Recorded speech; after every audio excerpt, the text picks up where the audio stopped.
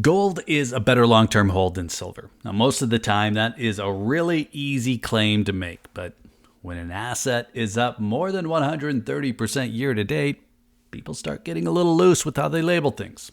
Volatile becomes fun. Unreliable becomes exciting. And maybe for a minute, we forget about what happened in 2011 or 1980, and we just say, "You go, girl."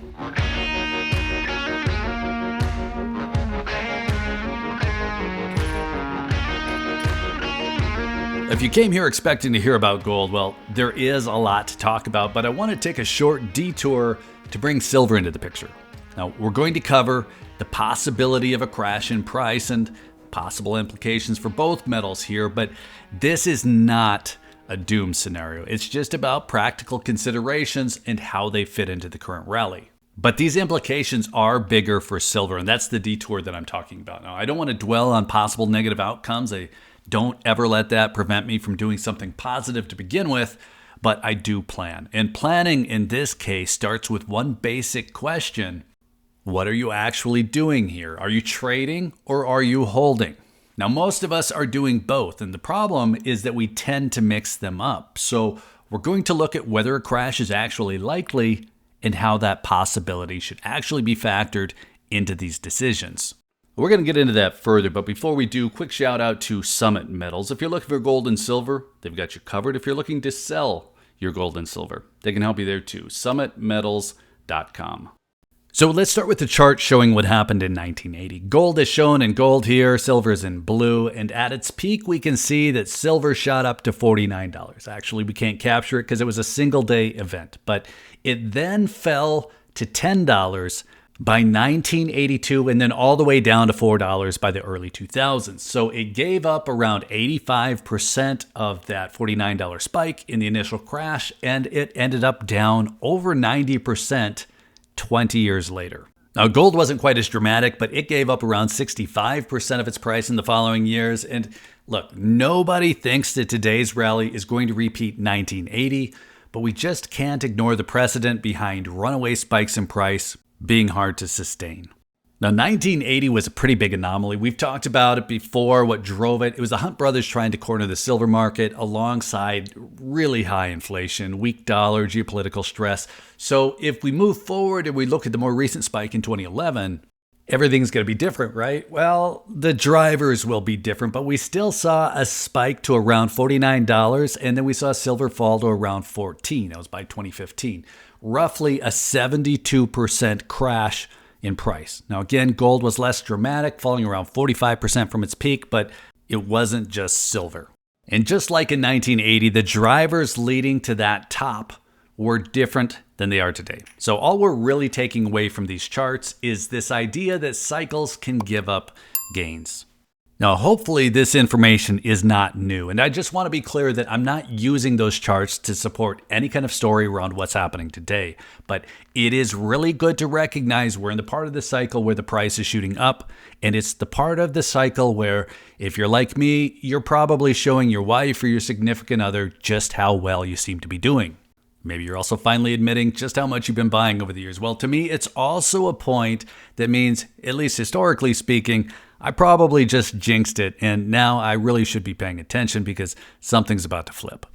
Not so fast, though, because things are definitely different today. This is not a leveraged cornering of the silver market like we saw from the Hunt brothers in 1980 or some kind of fear-driven liquidity spike like we saw in 2011. There is actual demand showing up beneath the silver price. It's industrial demand, investment demand, and portfolio demand.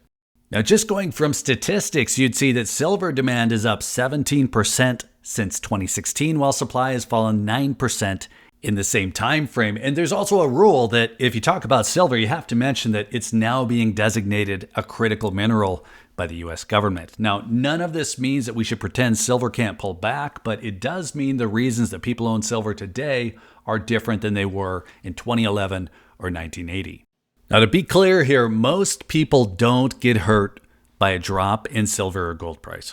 They get hurt by having too much allocated to the wrong purpose. And what I mean by that is if you get caught up in a story and you buy at the wrong time or the wrong place, specifically getting too caught up in the late cycle enthusiasm, You might end up treating something that works best as a long-term hold as if it's a short-term flip. Now, this is where volatility and that possibility of a significant pullback really start to become a problem.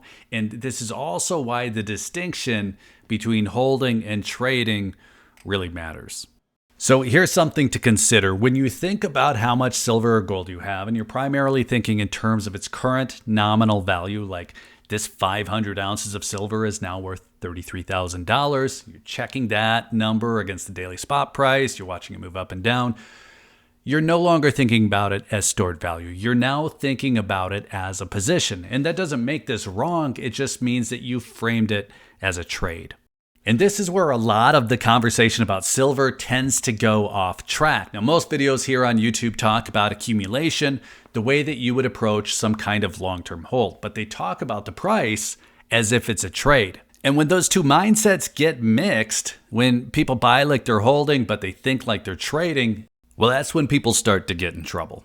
What's this trouble we're talking about here, right? Well, at the moment, none of this seems to matter because for the first time in a long time, nobody is going to be sitting on a loss with silver. Silver has finally pushed well past the prior all-time high that was set in 2011. So outside of the potential premium expense from recent purchases, anyone with silver in hand is probably in the green. I'm just going to assume here that any premium expense has been easily offset by gains on their other purchases because silver is up over 130% year to date. So this is more about how to approach it going forward. Is it a trade or is it a long-term hold? Because those two require different expectations. And I'm going to get really specific here. I have 200 ounces of silver that I consider a long-term hold. And my average cost on that is about $30 per ounce. I'm aware of it, but it's not what determines how I think about that position. Now, short-term price moves aren't going to change what that 200 ounces are for. Now, anything beyond that I own is a trade. Now, maybe that's physical, maybe it's physical that's vaulted, it might be an ETF position, doesn't matter, but that amount is owned with the expectation that price and timing and exits really do matter. That's the silver that I'm willing to sell, that I'm willing to trade, or that I'm willing to swap as conditions change. Now, some of you are probably wondering where your favorite silver hater went. It might sound like I'm pretty into silver right now. So let me switch gears here for a minute because the part that matters and the part that rarely gets talked about is that silver is notoriously volatile. And volatility by itself isn't the problem. It only becomes a problem if you haven't been clear with yourself about what's a hold and what's a trade. It is really easy to get caught up in a story of moonshots and profit and start buying more and more aggressively as the price keeps moving higher and higher, but never think seriously about how or when you might get out. Now, cycles can change quickly, and that would turn those unrealized gains that you were just feeling really good about into a missed opportunity and probably something that you regret for 13 years. All right, you caught me. I'm projecting a little bit here. I'm taking an experience from 2011. I'm layering it on top of what's happening now. A little bit. Now, my average cost on silver going into 2020 was higher than it should have been. That was really the first time in over a decade that I could get out without being upside down on cost. Now, I know a lot of people were in that same boat, and it's a good segue back to the original question. Are gold and silver setting up for some kind of crash like 1980 or 2011? And maybe more importantly, what does that actually mean for us if they are? Let's start with the simple version of that question. Do I think silver and to a lesser extent gold is headed for a crash like 1980 or 2011? Well, no, because when you look back at those two moves, they had very clear, very narrow drivers. In 1980, silver was dominated by leverage and by speculation. 2011, it was driven by a liquidity flood, panic rush into hard assets. So in both cases, price moved up fast. In both cases, it came apart fast. But today, the move is not dependent on any one single story. So no, I'm not expecting another 70% or 90% collapse. Now, I might be right about $80 silver. I might be wrong about it. This is not about predicting price, and it's not about predicting a crash. This is just about being clear on what you're holding versus what you're trading. Because when that's clear, a drop in price doesn't force your decision. It just shows you whether the plan made sense. Now, no surprise, my plan for what I'm holding has always had a lot more to do with gold. It's not an accident that I've had 3 ounces of gold on display here.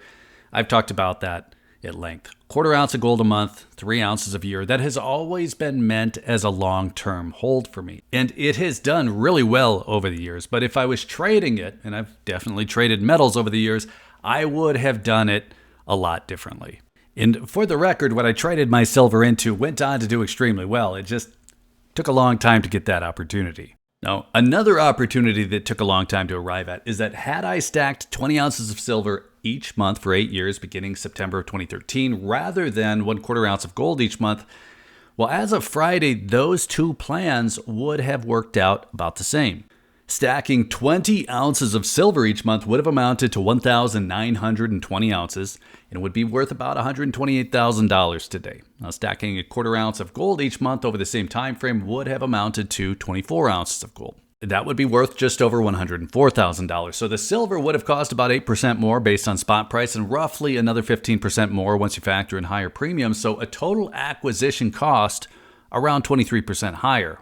Well, the value is also right around 23% higher. So in other words, a scheduled silver stacking plan would have worked out more or less the same as a gold plan. That's if I'd stuck to it and I'd been patient. Now, if you go back 50 years, this is only the second time that you could say that.